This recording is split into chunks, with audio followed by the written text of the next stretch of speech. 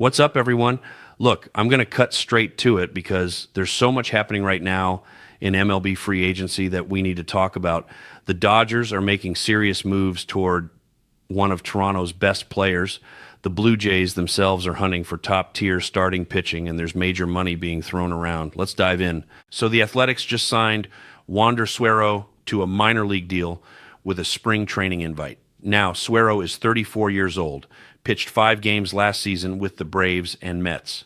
With Atlanta, he gave up 8 runs in just over 6 innings, which isn't great. But here's the thing. In AAA, between both organizations, he actually put up solid numbers. We're talking about a 1.26 ERA over nearly 49 innings, striking out about a third of batters while walking less than 7%. The Athletics are clearly looking to bolster their pitching without sacrificing offense. Their lineup is young and full of potential, and honestly, it would make 0 sense to tear that apart just to build pitching. You need both if you want to compete for a World Series or even just make the playoffs. Suero is a cheap, low-risk signing. If it works out, great. If not, you cut him and move on. The Rays are bringing back outfielder Josh Lowe on a 1-year deal worth $3 million guaranteed with another $400,000 in performance bonuses. He gets $100,000 for reaching 85, 115, 145, and 175 days on the active roster. A few weeks back, Tampa Bay non-tendered him, which would have cost them about $1 million more. So essentially they're saving money and adding incentives that only pay out if he actually performs. Smart business from Tampa Bay, as always. The Rangers decided not to tender a contract to catcher Jonah Heim. They're going with Kyle Higashioka, who they signed from the Padres last year. But Chris Young, their president of baseball operations, hasn't ruled out looking for another catcher via trade or free agency. The problem is this free agency class for catchers is weak. There were only 2 notable ones when the season ended, Salvador Perez and JT Realmuto. Perez already re-signed with Kansas City. Realmuto is still out there, and if you're willing to give him a starting job and a 3-year deal worth over $40 million, he's interested. If I'm the Rangers, I'm absolutely pursuing Realmuto. Higashioka is decent defensively, but I've always seen him more as a backup than an everyday starter. The Rangers need to strengthen that position, and they know it. Paul Skeens of the Pirates just received a record pre-arbitration bonus of over $3.4 million. That's the highest pre-arb bonus in baseball history. He won't enter arbitration until 2027, but Pittsburgh is clearly treating him well, which is important if they want him to sign an extension down the road. They've got him under control for 4 more years, so there's time. This bonus surpassed what Christopher Sanchez got before his extension and what Hunter Brown received from Houston. The Pirates are making moves too, by the way. They offered Josh Naylor $78 million, which he declined. They're reportedly interested in Pete Alonso and Kyle Schwarber. Whether they actually land these guys remains to be seen, but at least they're trying. Tommy Pham, the controversial 38-year-old journeyman, says he wants to keep playing in 2026 and beyond. He's got over 200 home runs and 200 stolen bases in his career. Last season with Pittsburgh, he started slow but heated up, finishing with a 245 average, 10 homers, and 96 hits. This guy has literally played for everyone. 6 years with the Cardinals, 2 with Tampa Bay, time with the Reds, Mets, White Sox, Red Sox, Diamondbacks, and Royals. His career WAR sits at 18.8, which honestly isn't bad for a guy who's bounced around that much. I think somebody signs him. He's still got something left. Joely Romero, the Mexican-American reliever for the Cardinals, is generating serious interest on the trade market. He's projected to earn $4.4 million in arbitration, and with the Cardinals already trading Sonny Gray, it seems like they're in full teardown mode. Romero is coming off the best season of his career with a 2.07 ERA and 1.7 WAR. He's only got 1 year of control left before hitting free agency after 2026, so his value is high right now. Multiple teams are reportedly interested. If I'm the Cardinals, I'm moving him while his stock is at its peak. The Rangers are signing infielder Johan Rojas to a minor league deal with a spring training invite. Rojas reunites with new manager Skip Schumacher, who managed him in Miami. Rojas hit 11 homers with a 276 average there, but struggled with injuries. Last year with Minnesota, he hit just 208 in the majors, though he was better in AAA. The best version of Rojas came when Shoemaker was his manager, so that connection makes sense here. Ryan Hensley and Devin Williams are the kings of the reliever market right now.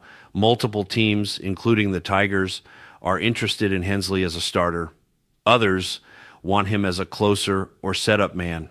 According to Patrick Mooney, the Cubs are interested in signing Hensley for their bullpen as a closer if they can't retain Brad Keller. Hensley has proven himself in that role before, and honestly, he's been better historically as a closer than as a setup guy. Right now, at least 15 teams have contacted Hensley, and that list keeps growing. Alongside Williams, these are the most sought-after relievers because guys like Edwin Diaz are looking for $100 million deals that only a handful of teams can afford. Hensley might sign a 1 or 2 year deal, depending on whether he's pitching as a starter or reliever. If it's as a reliever, I wouldn't be shocked if he bets on himself for 1 year and then chases a bigger contract next offseason. David Schoenfield from ESPN reports that the Dodgers have initiated contact with Bo Bichette and are interested in signing him. This isn't shocking to me at all. A year ago when Toronto was struggling, there was talk of trading Bichette, and the Dodgers were interested in moving him to shortstop and shifting Mookie Betts to right field. Now Betts is one of the best shortstops in baseball, so the Dodgers aren't as desperate for that position. But Bichette has been receiving interest from several teams to play second or third base. The Dodgers have Max Muncy at third, but he's not getting any younger. They don't have a locked-in everyday second baseman either. Schoenfield says the Dodgers should stop chasing Cody Bellinger and Kyle Tucker and just sign Bichette, who's 28 and should be entering his prime years. The Dodgers just freed up about $80 million, which is a ton of money, and they love offering deferred payments. Right now it's just interest and rumors, but it makes sense. The Blue Jays are reportedly interested in Japanese pitcher Roki Sasaki, especially after his recent comments. Sasaki said he wants to play for a team without other Japanese players and doesn't want to sign with the Dodgers because he wants to beat them. I wouldn't be surprised if he ends up in the Dodgers division with the Giants or Diamondbacks, but the Blue Jays have the money and need starting pitching. They're also one of the few teams without a Japanese player, which fits what Sasaki is looking for. After trading Sonny Gray to the Red Sox, Craig Breslow is now seriously focused on acquiring a power hitter. That's become Boston's #1 priority, according to Chris Cotillo. This doesn't mean they've stopped looking for starting pitchers, but with Gray in the fold, they're more comfortable and can shift focus to offense. Anthony Santander, Pete Alonso, and Kyle Schwarber are all being heavily linked to Boston. Here's my take. The Red Sox shouldn't be choosing between these guys. They should sign multiple power bats. They've got about $60 million in freed up money. Alonso is projected at $30 million, Santander around the same. That's your $60 million right there. Then you can trade for a #2 starter like Freddie Peralta or Pablo Lopez. Boston's offense doesn't scare anyone right now. They lost 2 big bats in Tyler O'Neill, and Rafael Devers is great, but they need more. When the Red Sox have gone deep in the playoffs, they've always had multiple guys hitting 30-plus home runs and driving in 100-plus runs. In 2025, they didn't have a single player reach those numbers. That has to change. Luis Arraez market update: the White Sox, Padres, Rangers, Nationals, Yankees, and Red Sox are all teams to watch as potential fits for the Venezuelan first baseman and second baseman. The Yankees make a ton of sense to me. The White Sox, Padres, and Rangers also fit. The Nationals could use him even with Luis Garcia there.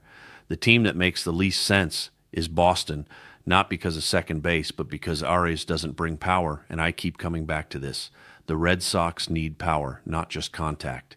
They need guys who can change games with one swing. Finally, the Marlins continue to be cheap. Yesterday, I told you Miami is reluctant to give Kyle Stowers $100 million, offering about half that. Now, Ken Rosenthal reports they've had talks with Yuri Perez about an extension, but they're far from an agreement. The good news for Miami is that both Stowers and Perez don't hit free agency until 2030 and won't enter arbitration until 2026. If the Marlins do work out an extension, it'll likely be to buy out their arbitration years and maybe a couple of free agency years, pushing their free agency to 2032 or 2033. But right now, talks aren't going well. That's everything for today. The offseason is heating up. Big moves are coming, and we're going to be here covering all of it. Thanks for watching, and I'll see you in the next one.